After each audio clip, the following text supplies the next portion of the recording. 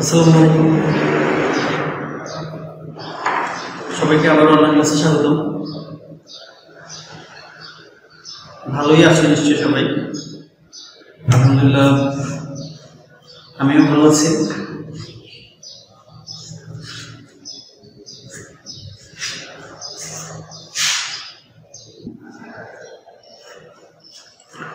আসসালামু আলাইকুম প্রিয় শিক্ষার্থীরা, সবাইকে আবার অনলাইন ক্লাসে স্বাগতম। এর মধ্যে সব স্যারে প্রচুর ক্লাস আপলোড করছে, তোমরা নিশ্চয়ই দেখছো, কারণ তোমাদের পরীক্ষা খুব তাড়াতাড়ি হবে। এর মধ্যে সিলেবাস অলরেডি সবাই পেয়ে গেছো। তো আমি এর আগে ক্লাসে আলোচনা করছিলাম, দ্বিতীয় অধ্যায় নিয়ে আলোচনা করেছিলাম, বাট দ্বিতীয় অধ্যায়ে হাফ পার্ট নিয়ে আলোচনা করছি। দ্যাট মিনস আমি শুধু আলোচনা করছিলাম পানি নিষ্কাশন এবং সেচ নিয়ে আলোচনা করছিলাম। সেচ পদ্ধতি এবং পানি নিষ্কাশন, কীভাবে জমিতে সেচ দেওয়া যাবে এবং অতিরিক্ত পানিটা কীভাবে নিষ্কাশন করা যাবে সেটা নিয়ে আলোচনা করছিলাম। তো আমি বলছিলাম যে বাকি অংশটা সেকেন্ড ক্লাসে আলোচনা করবো। তো সেই হিসাবে আজকে আমি আলোচনা করছি মাছের পুকুরের পানি শোধন, তাই না? এর মধ্যে ক্লাসে যারা প্রথম থেকে দেখছো তাদের সুবিধা করে দিচ্ছি। আমরা আলোচনা করছি সপ্তম শ্রেণীর দ্বিতীয় অধ্যায় নিয়ে। দ্বিতীয় অধ্যায়ে প্রথম ক্লাসে প্রথম অংশ আলোচনা করেছিলাম, দ্যাট মিনস পার্ট 1 থেকে 3 পর্যন্ত আলোচনা করেছিলাম, আর দ্বিতীয় ক্লাসে আজকে পার্ট 4 থেকে আলোচনা করব। তো দেখো, শোধন শব্দের অর্থ হচ্ছে পরিষ্কার করা, তাই না? কীভাবে তুমি পুকুরের পানিটা পরিষ্কার করতে পারবে সেটাই হচ্ছে পুকুরের পানি শোধন। তো তুমি অনেকভাবে পুকুরের পানিটা আসলে পরিষ্কার করতে পারো। তার মধ্যে এখানে কিছু পদ্ধতির কথা সেটা তারা উল্লেখ করেছে যে জমিতে অক্সিজেনের অভাব। তোমরা জানো যে পানির মধ্যে একটি উপাদান অক্সিজেন থাকে। অক্সিজেনের মাধ্যমে সাধারণত এই যে পানিতে যে সকল জীব বাস করে, পানির মধ্যে মাছ থাকে, মাছ ছাড়া পানির মধ্যে অন্য জীবগুলো থাকে। তো সেগুলো বেঁচে থাকার জন্য কিন্তু অক্সিজেনের প্রয়োজন হয়, তাই না? আর সেই অক্সিজেনটা তারা পানি থেকে সংগ্রহ করে। আর পানির মধ্যে যদি অক্সিজেনের ঘাটতি হয়, অভাব ঘটে, তাহলে কিন্তু মাছ মরে যায়। অক্সিজেন অভাব ঘটলে কিন্তু পানির মাছ মরে যায়। মাছ মরে পানিতে মাছগুলো ভেসে ওঠার পরে মাছগুলো যদি ওভাবে কালেক্ট করা না হয় তাহলে কিন্তু পচে যায়, পচে পানি দূষিত হয়। অর্থাৎ অক্সিজেনের বেশি অভাব হলে মাছ মরতে শুরু করে দেয় পানির মধ্যে। আর অবশ্যই যদি কেউ বাণিজ্যিকভাবে পুকুরের মধ্যে মাছ চাষ করে বা ব্যবসায়িক উদ্দেশ্যে পুকুরের মধ্যে মাছ চাষ করে, তার একটা অনেক বড় ক্ষতি, একটা সম্ভাবনা থেকেই যাবে না। তো এই যে পানির মধ্যে যদি অক্সিজেনের অভাব ঘটে, তাহলে সেই অক্সিজেনটা কীভাবে, মানে সেই অভাবটা কীভাবে ঠিক করা যাবে সেটার জন্য কয়েকটা পদ্ধতির কথা তারা এখানে বলছে। এক বলছে পুকুরে সাঁতার কেটে অক্সিজেনের অভাব দূর করা যায়। হ্যাঁ, পুকুরে সাঁতার কাটলে দেখবো অনেক সময় তোমরা যারা সাঁতার পারো তারা দেখবা যে পুকুরে যদি সাঁতার কাটা হয় তাহলে কিন্তু পানিগুলোর মধ্যে একটা আলোড়ন সৃষ্টি হয়, তাই না? সম্পূর্ণ পানির মধ্যে একটা আলোড়ন সৃষ্টি হয়, অর্থাৎ এক স্থান থেকে পানিটা অন্য স্থানের মধ্যে সঞ্চালিত হয়, একটা মিক্সচারের মতো হয়ে যায়, পানিটা একটা মিক্সচার তৈরি হয় পানির মধ্যে, তাই না? যার কারণে যে যদি পুকুরের মধ্যে অক্সিজেনের অভাব ঘটে, তাহলে সাঁতার কাটার ফলে পানির মধ্যে যে আলোড়ন, পানির যে সঞ্চালন সৃষ্টি তার মধ্যে, এর মাধ্যমে কিন্তু পুকুরের মধ্যে অক্সিজেনের অভাবটা মানে মিটে যায়। দ্বিতীয় হচ্ছে বাঁশ দ্বারা পুকুরের মধ্যে আঘাত করা। এটাও একটা পদ্ধতি, এটা পুরো সাঁতারের অল্টারনেট বলা যায়। কারণ ধরো সাঁতার কাটার মতো কেউ নেই, কিংবা তোমার কতগুলো পুকুর, কয়টা পুকুরের মধ্যে তুমি সাঁতার কাটাবে। সো এখানে বাঁশ দিয়ে পুকুরের পানিতে আঘাত করা। বাঁশ দিয়ে যে তুমি তোমার হাতে যদি একটা বাঁশ থাকে, পানির মধ্যে বারবার যদি আঘাত করো, তাহলে পানি পুকুরের পানিগুলো আড়ে দিতে হবে। আর আলোড়িত হলেই পুকুরের মধ্যে অক্সিজেনের ঘাটতিটা ফিল আপ হয়ে যাবে। পুকুরের পানি ঘোলা হওয়া। পুকুরের পানি দ্বিতীয়ত পানি শোধনের কথার জন্য ওই যে অক্সিজেনের ঘাটতি কীভাবে পূরণ করে সেটা কিন্তু দুইটা বললো। আরেকটা পানি দূষণের আরেকটা পয়েন্ট হচ্ছে পুকুরের পানি ঘোলা হয়। বিভিন্ন কারণে পুকুরের পানি ঘোলা হয়। ক্ষুদ্র মাটির কোনা পুকুরের পানি ঘোলা করে। পানি ঘোলা বলতে তোমরা বুঝতে চাই না যে গ্রামের দিকে হয়, অনেক সময় পুকুরের মধ্যে বেশি সাঁতার কাটলে কিন্তু পুকুরের পানি ঘোলা হয়ে যায়, মানে কাদাটা পানির মধ্যে মিক্সড হয়ে যায়, পানিটা কিন্তু একটা মাটির বর্ণের হয়ে যায়, পানিটা পরিষ্কার থাকে না, ঘোল হয়ে যায়, ঘোলা পানি। ক্ষুদ্র মাটির কোনা পুকুরের পানি ঘোলা করে, অর্থাৎ মাটির নিচে যে কাদা থাকে, কাদাটা পানিটা ঘোলা করে। পুকুরের পাড় ধুয়ে বৃষ্টি পানি প্রবেশ করলেও পানি ঘোলা হয়ে যায়। ক্রমাগত কয়েকদিন বৃষ্টি হলে চতুর্দিক থেকে বৃষ্টির পানি পুকুরে প্রবেশ করে এবং পানি অধিক ঘোলা হয়। পুকুরের ঘোলা পানি নিধনের জন্য কি করতে হবে দেখো তো। পানি যদি অনেক বেশি ঘোল হয়ে যায় তখন পানির মধ্যে কাদা মাটি মানে হচ্ছে কাদার মিশ্রণটা বেড়ে যায়। আর তখন সাধারণত কাদা যদি মিশ্রণ বেড়ে যায় এখানে তো আসলে মাছ সহ জলজ প্রাণীর জন্য এটা একটা চ্যালেঞ্জ হয়ে যায়। তো সেটা কীভাবে পুকুরের কাদাটা কীভাবে বা গোল পানিটা কীভাবে ঠিক করা যায় সেটার জন্য কিছু পদ্ধতি দ্বারা ওরা বলছে কি শতক প্রতি 1 থেকে 2 কেজি চুন প্রয়োগ করে ঘোলা পানি স্বাভাবিক করা যায়। তোমার পুকুরটার আয়তনের উপর ডিপেন্ড করবে সেখানে তুমি কতটুকু চুন প্রয়োগ করবা। বাট ওরা বলছে যে 1 শতকের জন্য তুমি সেখানে 1 থেকে 2 কেজি চুন সেখানে তুমি ব্যবহার করতে পারো। শতক প্রতি পুকুরের পানির 30 সেন্টিমিটার গভীরতার জন্য 240 গ্রাম ফিটকিরি প্রয়োগ করে ঘোলা পানি ফেলানো যায়। ফিটকিরি তোমরা চিনো, একটা মিশ্রির মতো সাদা একটা পানি পরিষ্কার করার জন্য ফিটকিরি ব্যবহার করা হয়। ফিটকিরি দিয়েও তুমি কিন্তু পুকুরের পানিটা ঘোলা পানি করতে পারো। সবচেয়ে সহজ পদ্ধতি হলো শতক প্রতি 12 কেজি খড় পুকুরের পানি দেওয়া হয়। 12 কেজি খড়, এই জিনিসটা হয়তো তোমাদের কাছে সম্পূর্ণভাবে নতুন যে পুকুরের আয়তন প্রতি শতকে 12 কেজি খড় তোমরা ছিল যে গরুর খাওয়ায় খড়, এই খড়গুলো প্রত্যেক শতক প্রতি তোমরা 12 কেজি করে খড় পুকুরের পানির মধ্যে যদি রাখো তাহলে পুকুরের পানিটা ঘোলা হবে না। তারপর কি বলছে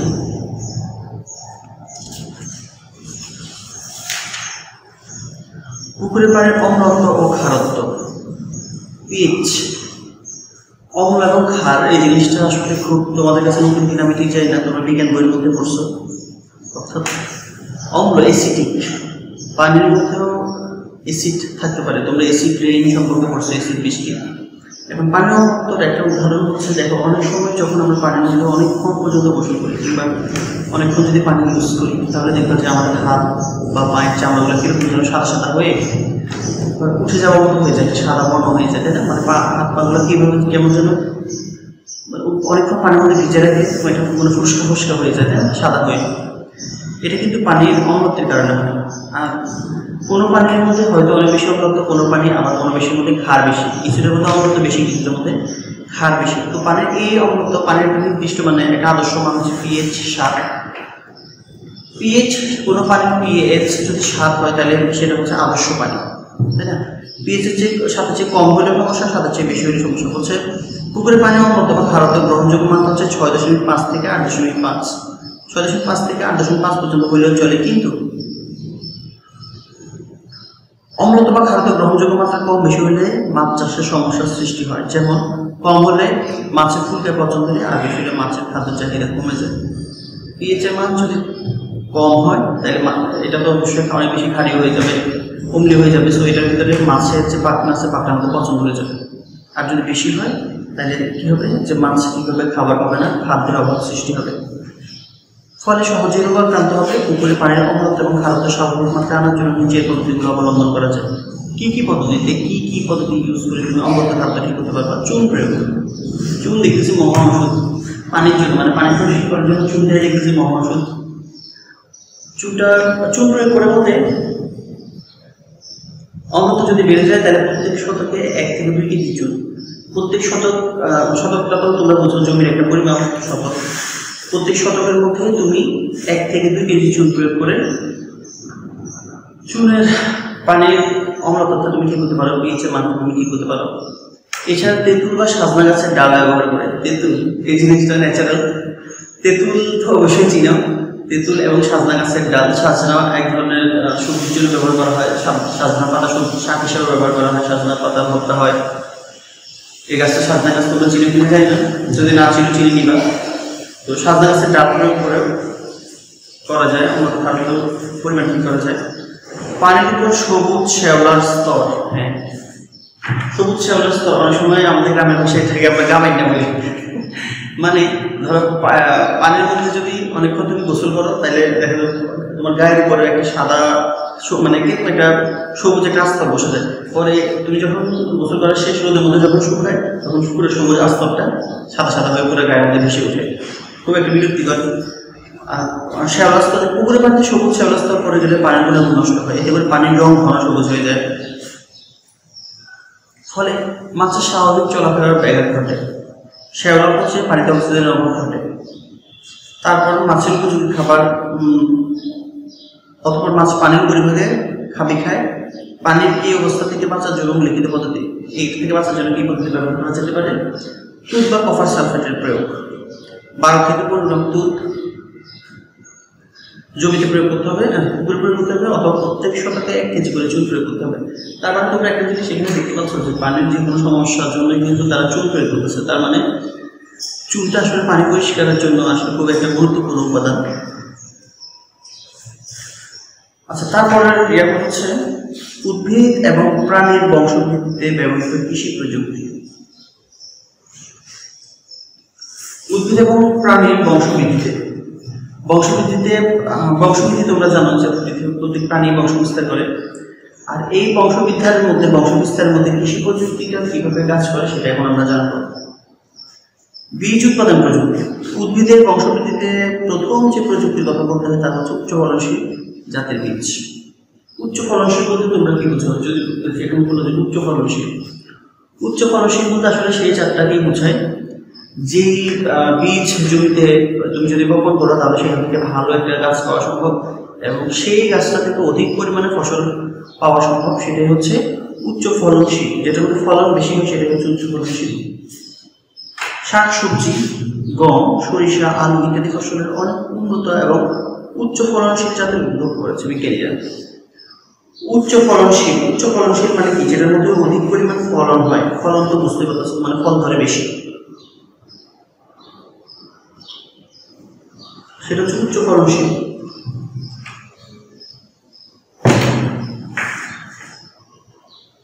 শাকসবজির মধ্যে টমেটো, বেগুন, লাউ, ফুলকপি, বাঁধাকপি, মরিচ এইসবের নাম উল্লেখযোগ্য। এগুলোর অনেক উন্নত জাতের মানের বীজ পাওয়া যায়।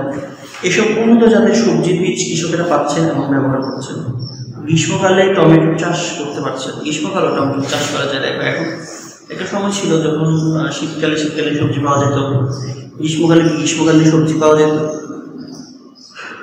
কিন্তু বর্তমানে একটা জিনিস তোমরা খেয়াল করছো, আমরা কিন্তু শীতকালীন সবজি তারপর গ্রীষ্মকালীন সবজিগুলো কিন্তু আমরা সারা বছরে পাচ্ছি, তাই না? এটা অবশ্যই কৃষি প্রযুক্তির একটা অনেক বড় অবদান।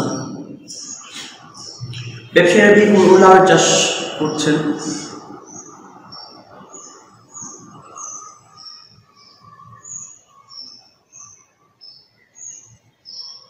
আচ্ছা, বাংলাদেশের ধান গবেষণা প্রতিষ্ঠান এই পর্যন্ত 78টি উচ্চ ফলনশীল ধানের জাত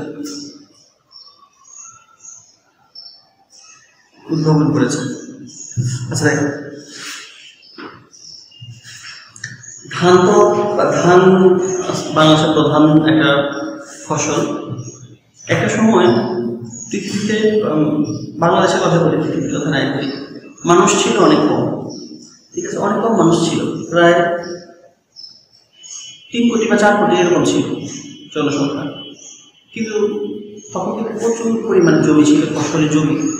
এখন তো ফসলের জমি নাই, তাই না? এখন ফসলের জমির মধ্যে বেশিরভাগ কলকারখানা হয়ে গেছে, তারপর মানুষের ঘর বাড়ি হয়ে গেছে। কিন্তু একসময় প্রচুর ফ্রি জমি ছিল।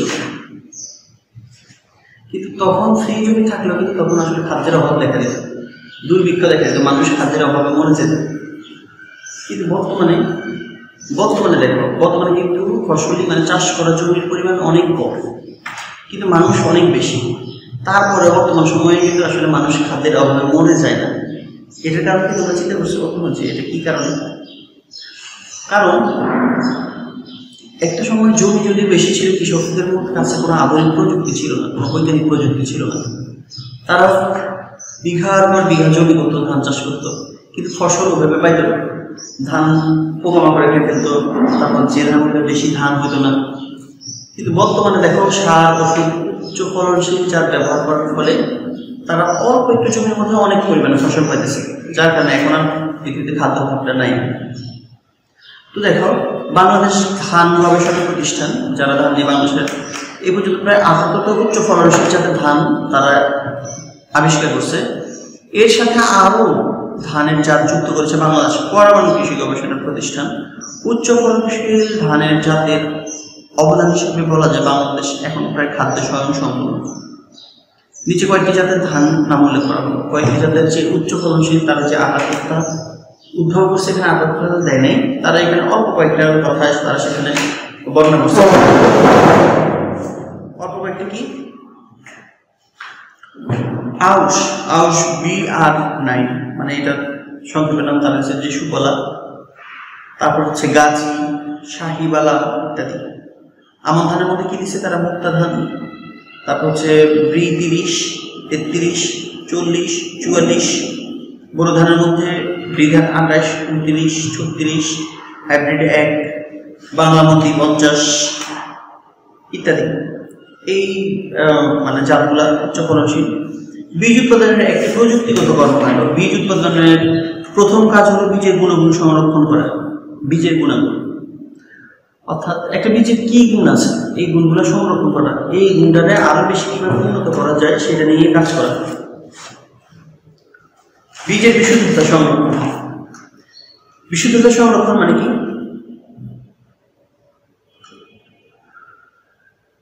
তুমি যে বীজটা সংরক্ষণ করতে চাচ্ছ, ধরো তুমি একটা জমি করছো, তোমার পাশে আরেকটা জমি করছে, তোমারটা হচ্ছে আউশ ধান, ধরো BR9, তারটা হচ্ছে ধরো BR14, ঠিক আছে? এখন দুইটা জাত ধরো তোমরা দুইজন পাশাপাশি জমিতে চাষ করছো। এখন যেহেতু পাশাপাশি জমি, হয়তো তুমি বীজের জন্য, তুমি সাধারণত বীজ বলতে আমরা পরবর্তীতে যে ধানটা আবার জন্য লাগবে সেটা বীজ ধানটা বলে, বীজ ধান। তো তুমি যদি বীজ ধানটা সংরক্ষণ করার সময় এখানে শুধুমাত্র তোমার জমি, পাশের জমি থেকে কিছু ধান তোমার জমির মধ্যে মিশ্রণ ঘটে গেল, তাহলে তো তুমি আসলে এখানে বীজের বিশুদ্ধতা রক্ষা হলো না। বীজের বিশুদ্ধতা বলতে সেই জিনিসগুলো আমরা বুঝবো যেখানে বীজটা 100% যে জাতের বীজটাই নিতে চাচ্ছ যেন 100% সবগুলা ধানই সেম একই বীজের হয়। বীজ ফসলের পৃথকীকরণ। বীজ ফসল জমিকে অবীজ জমির সাথে ক্রিয়া পদ্ধতিতে রাখা নাম হচ্ছে পৃথকীকরণ। অর্থাৎ তুমি যে অংশটা বা একটা জমির মধ্যে, অনেকেই হয়তো একটা জমির মধ্যে বীজ ধান হিসেবে করে, কিন্তু কিছু কিছু ক্ষেত্রে দেখা যাচ্ছে দুটা আলাদা আলাদা জমিতে করে। যাদের জমি বেশি তারা আলাদা আলাদা জমিতে করে, আর যাদের কম তারা একই জমিতে করে। তুমি যদি যেই জমিতে সাধারণত বীজের জন্য যেই জমিটা তুমি নির্বাচন করলো সেটা যেন যেটা চাষ করছো সেই জমি থেকে কিছুটা আলাদা হয়। আর যদি এক জমির মধ্যেও করো তাহলে বীজের জন্য যে অংশটা স্পেশাল সেটা যেন সম্পূর্ণ আলাদা হয়ে থাকে। তাই বীজের ফসলের চারদিকে বর্ডার লাইন হিসেবে ফসল অতিরিক্ত চাষ করা হয়, এতে করে পরাগায়নের সম্ভাবনা থাকে না। পরাগায়ন আমরা জানি যে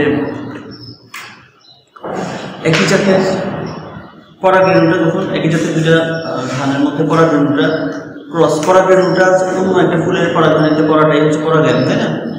তো এই ক্ষেত্রে যদি তোমার তুমি যে ধানটা, এই ধানটার মধ্যে যদি পরাগায়ন দুই রকমের হচ্ছে, একটা হচ্ছে স্বপরাগায়ন, একটা হচ্ছে পরপরাগায়ন। তোমরা জানো বিজ্ঞানের মধ্যে চলে যাচ্ছে। আবার স্বপরাগায়ন হচ্ছে একই জাতের একই উদ্ভিদের দুইটা ফুল মধ্যে পরাগায়ন হচ্ছে স্বপরাগায়ন। আর যদি ভিন্ন একই জাতের ভিন্ন দুটি উদ্ভিদের মধ্যে পরাগায়ন সেটা হচ্ছে পরপরাগায়ন। তো দেখো যেন তোমার বীজের বা বীজ ফসলের পৃথকীকরণের ফলে যেন পরপরাগায়নটা ঘটে না পারে, স্বপরাগায়নটাই ঘটে, সেদিকে খেয়াল রাখতে হবে। বীজ শোধন। বীজের শোধন করতে হবে কীভাবে? বীজ জীবাণু বহন করে, মাঝে মাঝে এইভাবে তুমি জীবাণু মুক্ত করে বীজটাকে তুমি পরিষ্কার করে শোধন করতে পারো। বীজ বপন পদ্ধতি। কীভাবে তুমি বীজটাকে লাগাবো? বীজ বপন পদ্ধতি। বীজ সংরক্ষণ করতে হবে। আর বীজ বপনের সময় জমিতে যথেষ্ট রস থাকা প্রয়োজন। সাধারণত বীজ ফসল নির্দিষ্ট দূরত্বের লাইনে বপন এবং রোপণ করা ভালো। লাইনের বীজ বপনের জন্য বীজ বপন যন্ত্র ব্যবহার করা যেতে পারে। বীজ বপন একটা যন্ত্র আছে, বর্তমানে আধুনিক অনেক কৃষি যন্ত্রপাতি আছে যেগুলো দিয়ে তুমি খুব সহজেই সমান দূরত্বে রেখে একটা লাইনে লাইনে বীজ বপন করতে পারবে।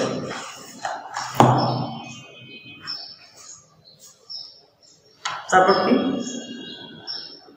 রগিং। রগিং হচ্ছে কি? বীজ জাতীয় বিশুদ্ধ রক্ষার জন্য রগিংটা জরুরি কাজ। রগিং হচ্ছে কাঙ্ক্ষিত বীজের গাছ ছাড়া আগাছা সহ অন্য যে কোনো অনাকাঙ্ক্ষিত গাছ জমি থেকে শিকড় সহ উপড়ে ফেলা হয়। অর্থাৎ তুমি যেই জমিটার মধ্যে বীজের জন্য করছো সেই জমিটার মধ্যে তুমি যে জাতটা ধানের যে জাত বা গমের যে জাতটা তুমি চাষ করছো শুধু সেটাই থাকবে। সেটা ছাড়া যদি অন্য কোনো সেখানে গাছ বা আগাছা থাকে সেটা একেবারে নির্মূল শিকড় সহ তুলে দিতে হবে। মানসম্মত বীজ উৎপাদন। মানসম্মত বীজ উৎপাদন বলতে কি বুঝো তোমরা? মানসম্মত বীজ হচ্ছে সেই বীজটা যেই বীজটা থেকে আসলে একদম সবচেয়ে উন্নত জাতের ফসল পাওয়া সম্ভব, সেটা হচ্ছে মানসম্মত বীজ। বীজ যদি মানসম্মত না হয় তাহলে তুমি কখনোই মানসম্মত ফসল পাবা না, তাই না? আচ্ছা, এই জন্য বীজের তিনটা ভাবে ভাগ করছে, একটা হচ্ছে মৌলবীজ, ভিত্তি বীজ এবং প্রত্যয় বীজ। মৌলবীজ কোনটা? উদ্ভিদ প্রজনন বিজ্ঞানের নিবিড় তত্ত্বাবধানে গবেষণা প্রতিষ্ঠানে উচ্চ বংশগত গুণসম্পন্ন যে বীজ উৎপাদন করা হয় তাকে মৌলবীজ বলে। আর যেটা ল্যাবে যে মূল যে বীজটা সেটা হচ্ছে মৌলবীজ। এরপর মৌলবীজটাকে তারা এনে কি করবে, বীজের অনুমোদন সংস্থার নিয়ন্ত্রণে, মানে যে যারা বীজ উৎপাদন করছে তাদের তত্ত্বাবধানে তারা ছোট্ট একটা প্লটের মধ্যে সেটা চাষ করে সেখান থেকে মোটামুটি, কারণ ল্যাবে তো সাধারণত খুব বেশি বীজ উৎপাদন করা হলো 100 গ্রাম বীজ উৎপাদন করলো ল্যাবে। ওই 100 গ্রাম বীজ তুমি ল্যাবের আশেপাশে কোথাও বা একদম ট্রাস্টেবল কোনো প্রতিষ্ঠানের মাধ্যমে সেই 100 গ্রাম বীজ সঠিকভাবে পরিচর্যা করে তুমি চাষ করে সেখান থেকে তুমি 10 কেজি ধান পাই, সেটা হচ্ছে তোমার ভিত্তি বীজ। 10 কেজি যে বীজ পাইছে সেটা হচ্ছে ভিত্তি বীজ। এরপরে এই 10 কেজি বীজ ভিত্তি বীজ থেকে বীজ অনুমোদন সংস্থা নিয়ন্ত্রিত পরিবেশে যে বীজ উৎপাদন করা হয় তাকে প্রত্যেকটা বীজ বলে। এই বীজ কৃষক ব্যবহারের জন্য ভিত্তি বীজটা পরবর্তীতে কি করে সংস্থার বীজ উৎপাদন করা হয়। এই ভিত্তি বীজগুলো থেকে আরো হয়, আরো থেকে আরো প্রচুর লাস্ট পর্যন্ত যায়, এটা হিউজ পরিমাণ উৎপন্ন হয় এবং এগুলো কৃষকদের কাছে পৌঁছে দেয়। কৃষকরা জমিতে লাগানোর জন্য এক পর্যায়ে এটা মাঠ পর্যায়ে এসে সবার ঘরে ঘরে যায়, পাতিলে প্লেটে প্লেটে চলে যায়। সেটা হচ্ছে প্রত্যেকটা বীজ। বীজ হতে চারা উৎপাদন, বীজ হতে কিভাবে চারা উৎপাদন করা যায় সেটা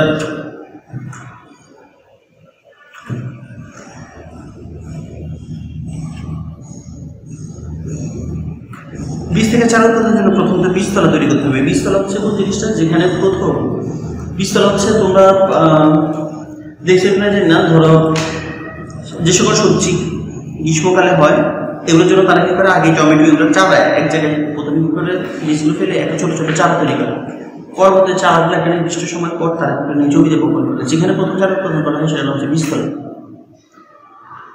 পানির উৎসের কাছে আলো বাতাসযুক্ত উর্বর জমিতে বীজতলা তৈরি করা হয়। খেয়াল রাখতে হবে যেন বীজতলা মূল জমি থেকে কমপক্ষে 10 সেন্টিমিটার উঁচু হয়।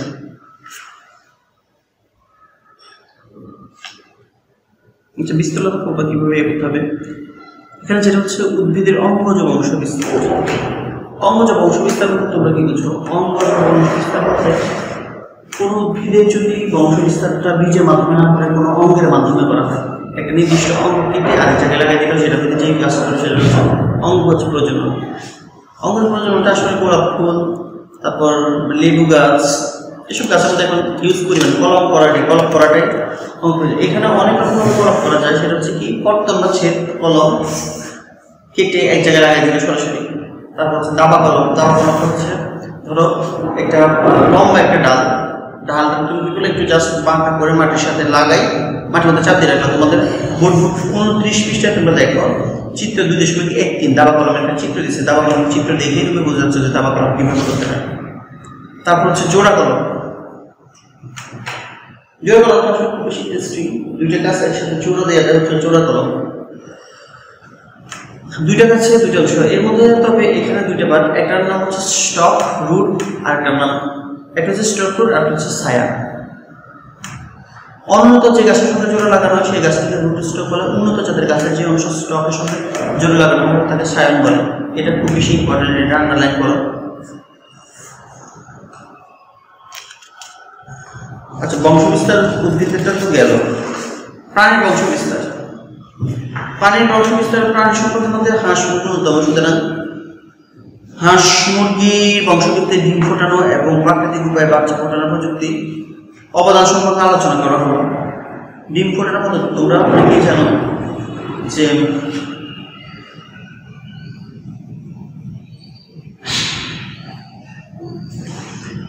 প্রাকৃতিক পদ্ধতি এবং ইনকিউবেটর যন্ত্র দ্বারা ডিম ফোটানো সম্ভব। অনেকেই তার কি রোগের ডিমগুলো দেখাও কিন্তু মেশিনের মাধ্যমে ফোটায়। আবার এখন তো তোমার ফার্মের মধ্যে তো হাজার হাজার মানে মুরগি থাকে, হাজার হাজার মুরগি থেকে ওরা পদ্ধতি নিয়ে অনেক ডিম পাচ্ছে। এত ডিমটা শুধু প্রাকৃতিকভাবে ফোটানো সম্ভব। প্রাকৃতিকভাবে যেরকম আমরা বাসায় যে জিনিসটা দেখি,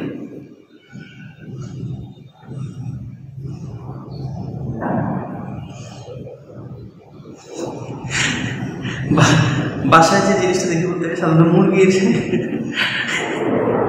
মুরগির নিচে দিয়ে যে ইয়েটা করা হয়, তাপ দিয়ে যে বাচ্চা ফোটানো হয়,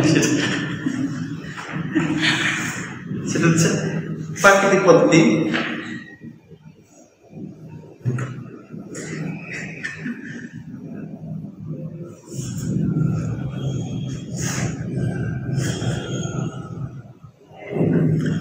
ইনকিউবেটর প্রাকৃতিক পদ্ধতি আমরা জানি, প্রাকৃতিক পদ্ধতি কীভাবে ইনকিউবেটর সেটা আমরা দেখছি, কিন্তু ইনকিউবেটরের মাধ্যমে হয়তো অনেকেই দেখি নাই। ইনকিউবেটরের ডিম দিলেই যে ফুটে যাবে তাও না, সেটার মধ্যে কিন্তু কিছু শর্ত আছে। কি শর্ত?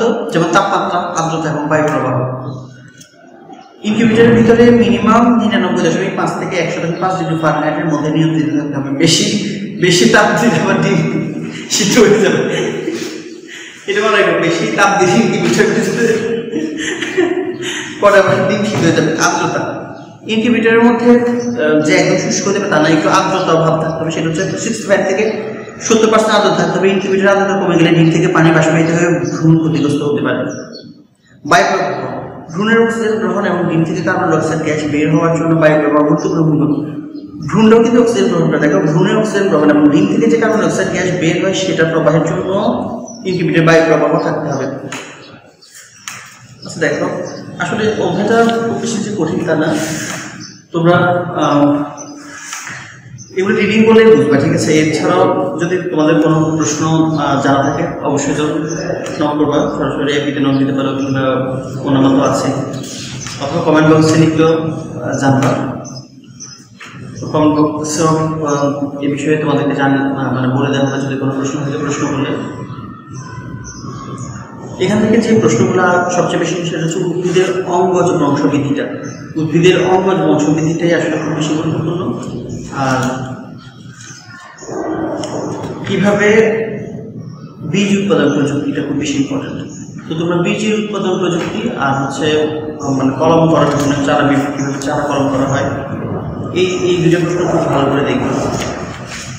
আর প্রথমত যে প্রশ্নগুলোর কথা বলছিলাম যে কীভাবে সেচ পদ্ধতি, একটা হচ্ছে সেচ পদ্ধতি ছিল, একটা হচ্ছে পানি নিষ্কাশন পদ্ধতি ছিল।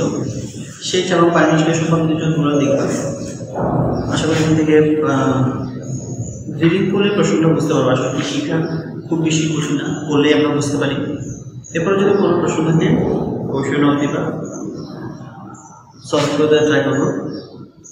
সবাই ভালো থাকবে।